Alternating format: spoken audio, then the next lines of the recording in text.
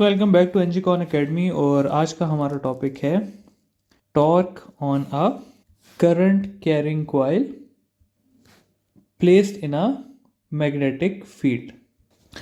तो सबसे पहले देखते हैं कि ये है क्या चीज़। तो ऐसा है स्टूडेंट्स, कंसिडर करें एक डायग्राम जिसमें हमारे पास एक नॉर्थ पोल है, एक हमारे पास साउथ पोल है और इसमें जो है वो एक कॉइल पड़ी हुई है और ये कॉइल कनेक्ट हुई हुई है पॉजिटिव और नेगेटिव टर्मिनल के साथ ऐसे करके।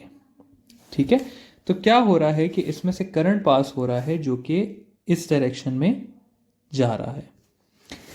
अब स्टूडेंट्स, इस करंट पास होने की वजह से क्या होगा कि हमने एक टॉपिक पढ़ा है कि फोर्स जो है वो एक्ट करती है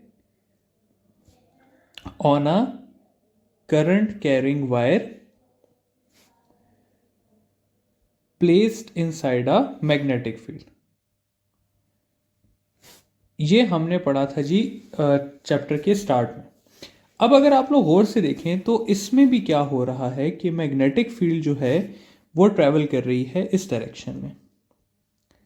ठीक है, और ये वाली वायर जिसमें मैंने सर्कल ड्रॉ किया है, ये जो है ये पड़ी हुई है मैग्नेटिक फील्ड में, और बाकी दो इसलिए नहीं एक्ट करेंगी क्योंकि वो पैरेलल हैं और एंटी पैरेलल हैं। अब क्या होगा कि हम देखते हैं कि किस वायर पे किस डायरेक्शन में फोर्स एक्ट कर रही है।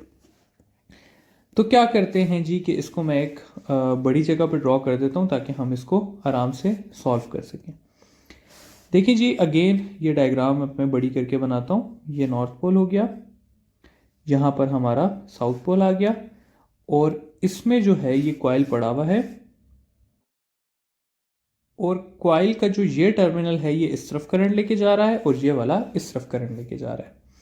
अब हम सबसे पहले ये वायर नंबर 1 है, ये वायर नंबर 2 है। वायर नंबर 1 पे फाइंड करते हैं कि फोर्स किस तरफ लग रही है। हमें राइट हैंड रूल यूज करना पड़ता है। ठीक है, तो राइट हैंड को अगर मैं प्लेस करूं, थंब को हमने कर दिया करंट के डायरेक्शन में, फिंगर्स आ गई मेरी इस तरह से और ये आ गए फिंगर्स के नेल्स। ठीक है, तो आप देखेंगे कि पाम ऑफ द हैंड जो है वो इनवर्ड एक्ट कर रही है, तो इस वायर पे इनवर्ड की तरफ फोर्स लगेगी। अगर दूसरी साइड पे फाइंड करना चाहूं नंबर 2 पे, तो नंबर 2 पे क्या है कि हम राइट हैंड को अगेन ओपन करेंगे और इस बार देखेंगे कि थंब नीचे की तरफ है और हमारी पाम जो है वो अपवर्ड फेस कर रही है, यानी कि आउट ऑफ द पेपर। तो इस वाली वायर पे लगेगी आउट ऑफ द पेपर, यानी कि जो ये वाली साइड है ये अंदर की तरफ पुश हो रही है और ये वाली जो साइड है ये बाहर की तरफ पुश हो रही है। तो आप अपना माइंड के अंदर इमेजिन करें तो आपको नजर आएगा कि ये कॉइल जो है वो घूम रहा है। जो भी चीज घूमती है उस पे टॉर्क लगती है और इस केस में भी टॉर्क लग रही है और वो टॉर्क इक्वल है NIBA कॉस ऑफ थीटा के इक्वल। इसमें जो n है वो है number of turns of coils, यानी कि जितने ज्यादा कॉइल के टर्न्स होंगे उतनी ज्यादा टॉर्क लगेगी। जो I है वो है करंट थ्रू कॉइल, यानी कि जितना ज्यादा कॉइल में से करंट पास होगा उतनी ज्यादा टॉर्क लगेगी।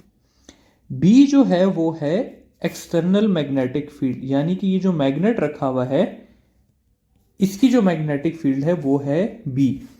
और आखिरी जो चीज है वो है ओरिएंटेशन ऑफ द कॉइल।